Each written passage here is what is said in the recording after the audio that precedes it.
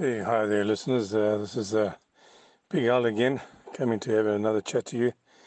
I know last time we had a chat about the woodpeckers, and I did say that I was going to carry on with this chat the next time round.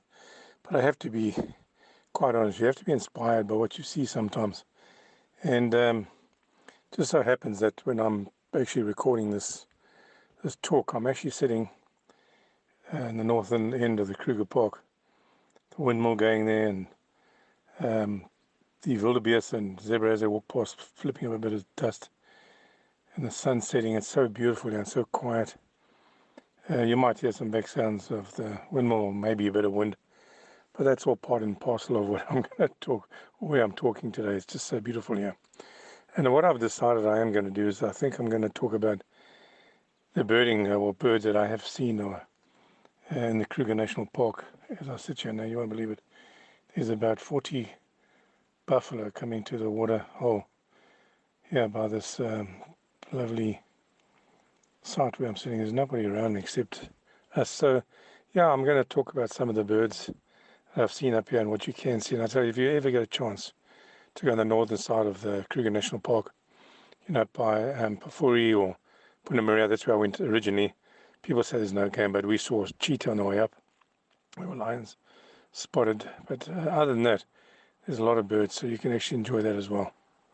The thing about being up by Punta Maria birding is, if you go up towards Pafuri, you really get some exceptional birds, some birds that you won't find down in the southern regions. You kind of meet some of the northern region birds along that, above close to the equator area, top that side.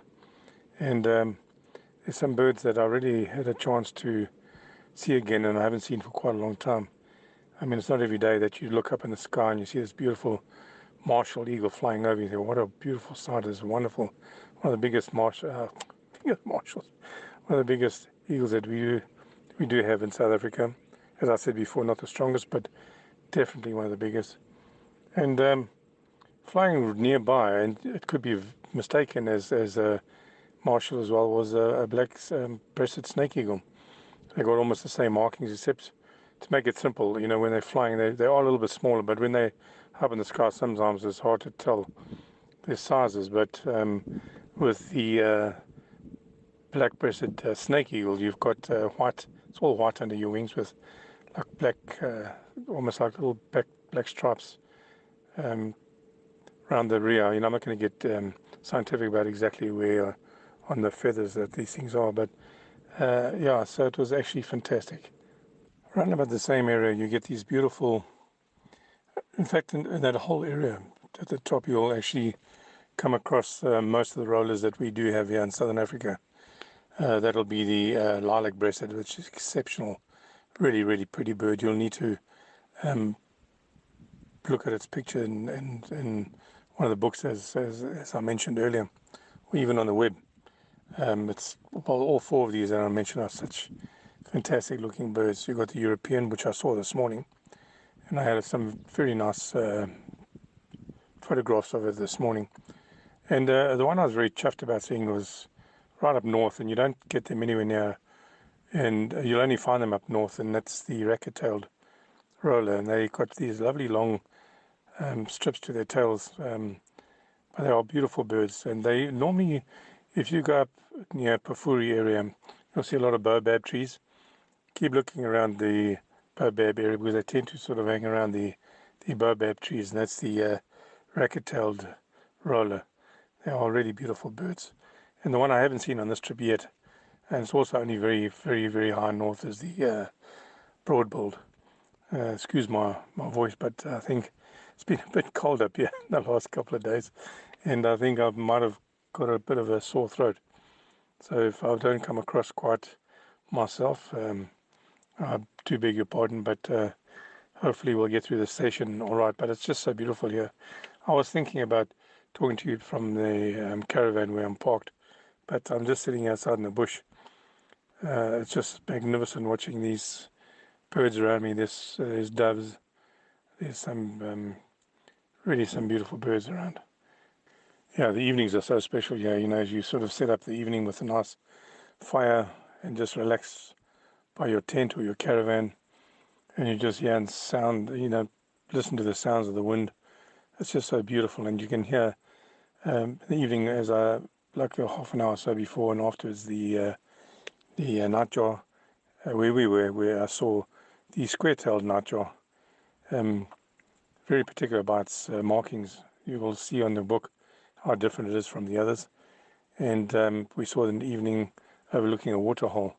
From where we were camping, there was a light on the waterhole at Punta Maria, so we could actually look down um, at this nightjar. It was beautiful to watch.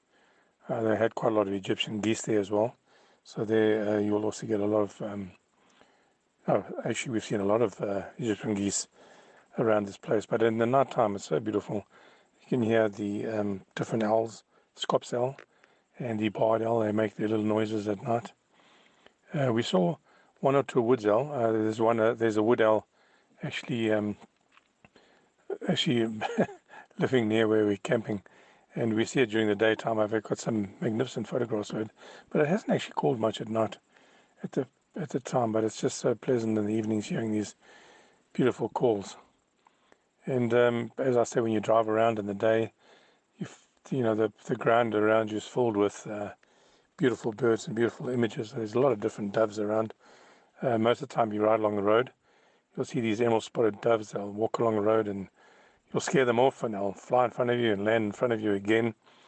And they'll keep doing this until they deviate into the bush a bit later. They've got a beautiful call as well.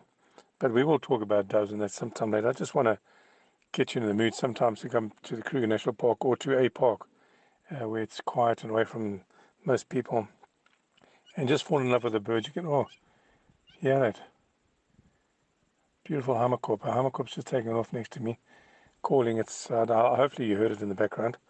But we've got the Cape turtle doves and the red-eyed doves here as well. They walk around quite a lot. One thing we see a lot of, I must say, is the crowned plover, the crowned lapwing. They're around a lot. They're around in the bush, walking around on the grass. But there's a lot of them around. They're really beautiful with their black and white, the top of their heads. And they've got the beautiful colors. And you'll see them around a lot. But it really is magnificent over here in the evenings. Talk about the evenings. In the mornings, I tell you, you don't need an alarm clock in this place, because I tell you what, early in the morning, just before the sun comes up, you can hear I don't know if it's the right word, cacophony of sounds from the different francolins and spurfowl. They make a huge noise. The Natal spurfowl and the crowned francolin, as well as the other one is the Swansons. I see quite a lot around here with the red faces and the red little throats. They make a lot of noise in the mornings, and actually during the course of the day, but first thing in the morning, they're up and about, and they make a noise. You're actually lying there hoping to hear one of the robins do its little call, but let me tell you, that gets drowned out by these spurfowl. But they're really beautiful to watch because there's so many around. And at the moment, you'll see that a lot of them have chicks at the moment. What are we now? We're now in June, and they have chicks, and they'll see them following them around, their parents around while they're feeding. And they're normally around the camps. You'll see them around the camps as well. So they're very easy to spot, even along the roads. So if you drive along the roads, you'll 10 to 1 see one of these spurfowl or francolin on the roads up here.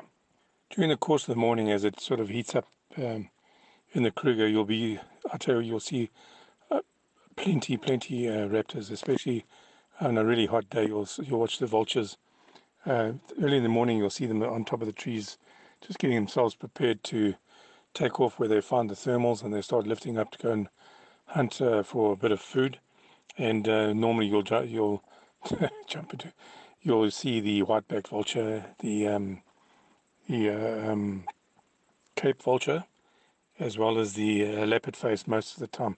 The one I keep looking out for is the hooded vulture, which is one of the most sought after by me, because I think has been regarded as vulnerable at this time. The white-headed vulture you'll also find with a group. They're all kind of like hanging around together. You see them roosting on different trees in the evenings. if they're not around some type of game or hunting some type of kill, lion kill or some type of kill on the ground. You'll also find, well, I'm basically talking about some of the stuff that I've seen to date, and I've only been here a week, and I've seen one of the morphs of the Wahlberg's eagle. They come in 3 different morphs. They've got the pale morph, the intermediate morph, and the dark morph. And the intermediate is the one that's most common. When they're flying, it's easier to see them. They have these beautiful straight tails at the back, almost like ruler-like, with a square tip on them. But they're beautiful. Just have a look on your books and look at the Wahlberg's eagle. You'll see the pale. I saw a pair of pale morphs now just recently. It was so beautiful. Just sit there and watch them groom themselves in the trees. Also at the same time, I've seen the African hawk eagle, beautiful eagle, the marshal and the black-chested snake eagle, as I mentioned earlier, graceful in the skies as you watch them fly over. And of course, what place wouldn't be Kruger if you didn't hear the call of the fish eagle all the time? I've seen them, quite a few of them at this time. I'm so happy to say that, because at one stage I didn't see too many, but now most of the places I go to, you can hear them before you even see them. So beautiful. That waterhole just behind me, just come from, I saw 2 there now. And in the same pond, there were 3 different stork. There was the marabou, which I spoke about earlier, the woolly-necked stork, and the, what was the other one that I saw? Saddlebill. Beautiful saddlebill with their lovely red beaks, yellow and red and black beaks. Beautiful storks. They're all in the same pond. And I'm not lying to you. It's the same little stream that I saw. No, not stream, it's like a dam, but it was not very full. I counted 16 hammerkop. I've never, ever seen so many hammerkop in one little area at one time. If any of you have seen more than that at one time, please send me a little post on Facebook after this and let me know, because it's quite something that I've never seen. I did film them just in case, but it's something I'm not actually used to. Well, folks, I'm sitting here in my bucky looking outside at all that's going on, and I just wish I could film this little thing that you're hearing with a video of what I'm actually seeing. But the bird life is really fantastic in the bush. And sorry to skip out the last bit of my woodbulls, but woodpeckers, but I will deal with that the next time. But I think you know me by now. I kind of like change from time to time, make it a bit more interesting. I have seen quite a few kingfisher, the giant kingfisher, pied kingfisher. In fact, I've got a lovely movie of the pied kingfisher catching fish.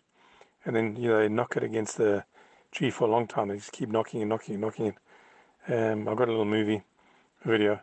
And then they sorted. I'm hoping to see the malachite and the half-collared fairly soon, but not expecting the pygmy kingfisher, because it's an inter-African migrant and it's not normally around at this time. But you never know.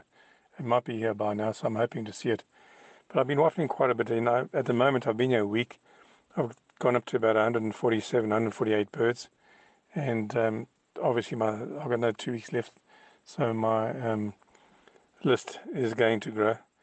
And so I can't go through all the birds. I just wanted to give you a picture, basically, of what I'm seeing here in this wonderful reserve. And it's just so beautiful to sit here and talk to you. I just hope you're with me and you could see what I was seeing. But that's all I'm going to talk about for now. So I hope you enjoyed this little chat. It was very not well prepared and it's a bit informal, but I just felt I needed to talk to you while I was in the bush. But anyway, from Big Al, until the next time we talk, thanks very much. Ciao.